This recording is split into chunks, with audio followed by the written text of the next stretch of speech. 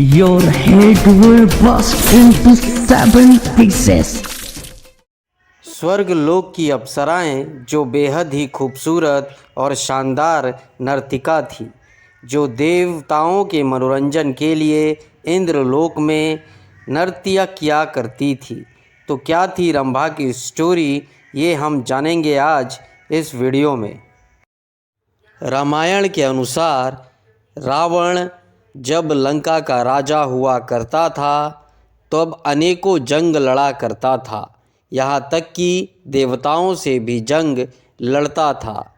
एक बार उसकी सेना जंग से वापस आ रही थी तो सूर्य अस्त होता देखकर रावण ने अपनी सेना को विश्राम करने के लिए पहाड़ों के बीच में कहा और कुछ देर बाद उसकी सेना थकी हारी सो गई।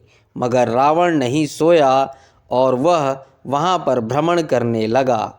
आभूषणों की आवाज़ से जब उसने देखा कि कौन है, तब उसे एक अप्सरा जिसका नाम रंभा था वो दिखाई पड़ी और उसने अप्सरा से कहा कि तुम कौन हो और यहाँ क्यों भ्रमण कर रही हो।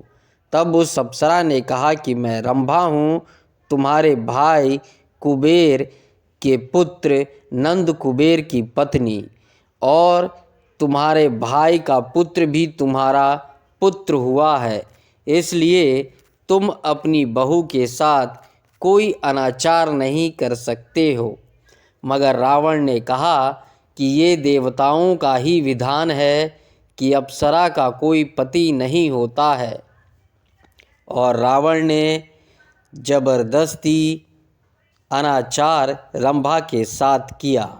और जब रंभा ये खबर लेकर अपने पति नंद कुबेर के पास गई तो उसने रावण को श्राप दिया कि अगर अब से रावण किसी भी स्त्री को उसकी इच्छा अनुसार इच्छा विरुद्ध हाथ लगाएगा तो उसके सर के 10 टुकड़े हो जाएंगे।